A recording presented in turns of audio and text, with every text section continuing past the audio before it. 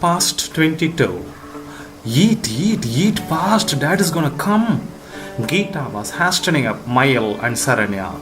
I'll do one thing, I'll stand there, pointing the mid landing of the staircase and said, if someone comes, I'll signal you both. Then you hide all these chocolates, said Geeta and stood near the mid landing. It was one of the days in June 2000. Geeta had successfully completed her 11th standard and entered into 12th standard. Velu gave a box full of foreign chocolates to Geeta and insisted her to share it with Mayal and Saranya. How did he get such foreign chocolates? Asked Mayal, licking his fingers. I don't know, he said he got from his friends, said Geeta, and was very happy to see Saranya and Mayal liking Velu. Saran, do you have angry till now? Asked Geeta. Not after yesterday, said Saranya. Yesterday? What happened yesterday? Both Geeta and Mayal exclaimed. Yesterday evening, Velu Anna came to pick me up from school in his cycle. When Saranya said it, Geeta intervened. He came? He didn't say that to me? Yes. When he was riding in bicycle, he told so many things. He finally said that he already has his relative girl whom he will marry, and so he asked me not to worry on losing my sweet sister Geeta stolen by that black bug Velu, said Saranya and laughed. Yes, he literally used that word black bug, otherwise how can I add up? Finishing which Saranya licked that chocolate wrapper. Can you both please give all the wrappers to me? Said Geeta and collected all the wrappers as usual. Early morning, 7:30. One of the Tuesdays, July 2000. Surveyor Colony bus terminus. Actually, the word terminus is a very big one for that small bay. Few buses were standing in that bay. Geeta was standing inside the bus M44. Usually she would get a seat, but that day she was a little late and so was standing. The bus was not yet started, nevertheless was houseful. Most of the students and employees depended on that 7:30 M44 bus. That bus M44, which would go via Shyamala School, was the only preference of Geeta to travel from Surveyor Colony to her school. Otherwise, she would need to change 2 buses to reach her school. Geeta was carrying her bag on her right shoulder and was holding the vertical bar to stand comfortably. Along with her were around 10 people standing here and there. Geeta's face was, though in the early morning with her made-up freshness, looking so dull and dead. She was all hanging her vision down to the floor, not interested in seeing anyone, not interested in talking to any girls as well. All of a sudden, someone was getting in the bus and came straight towards Geeta and stood in front of her. She lifted her face up and saw it was Velu.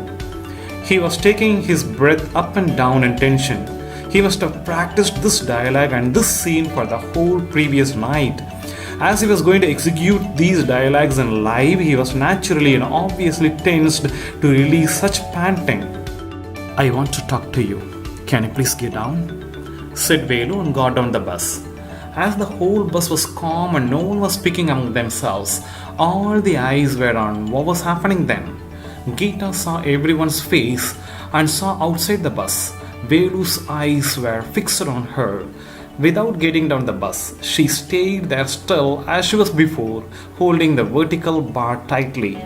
After waiting for 2 complete minutes, Velu entered in the bus once again. He came straight to Geeta and murmured, I want to know why, and was waiting for her reply. His breath was very hard and fast, and he was full of tension. I know you will not talk to me. I know you will never reply to whatever I ask, but I want to know what your problem is. He was all muttering to her. He didn't want to make a public scene, but he couldn't resist himself staying away from Geeta. Tell me, what's your problem? Velu increased his voice a little bit than before that. Geeta felt very discomfort in public. You won't talk anything to me? Said Velu. Geeta didn't see his face. She noted Appu and Masi standing outside the bus. Geeta, mumbled Velu. She was just a statue. After 10 seconds of silence, Velu all of a sudden plucked the school bag from her shoulder off and walked away with that, saying finally, I cannot live without you. Rajati came fast and opened the door. Come in, said, and she walked in fast. Tell me, auntie, why did you call me to come here right now? I entered in her house and followed her as she was walking fast to the backyard of her house. She was washing the clothes there while I rang the doorbell, and now she resumed back to her job. Those days we didn't have washing machines.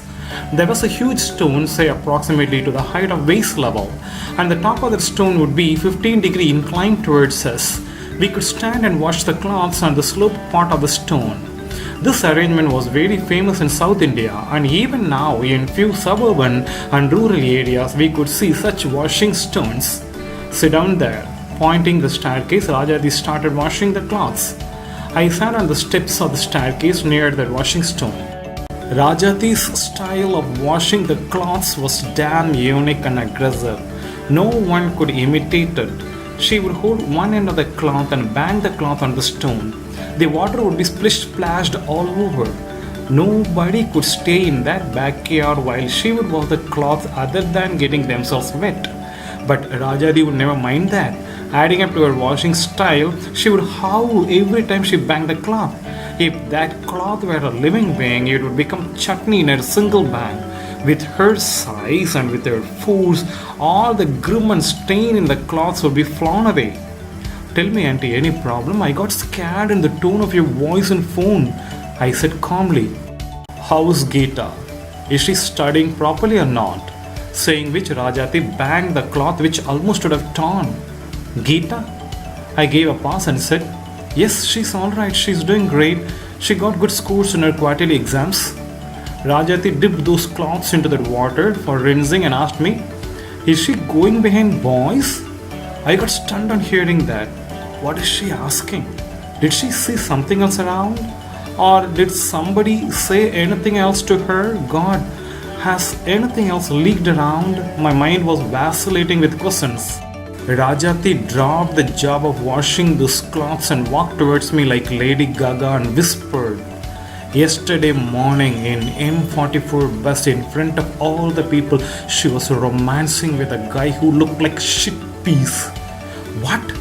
I pulled my face and exclaimed, inside the bus? I was sitting inside the bus and your sister didn't even notice me, said Rajati. She narrated everything happened in the bus to me. We both took few seconds a break. I first wanted to say this to my brother, but then I quit my idea because he will cut off her neck and throw away.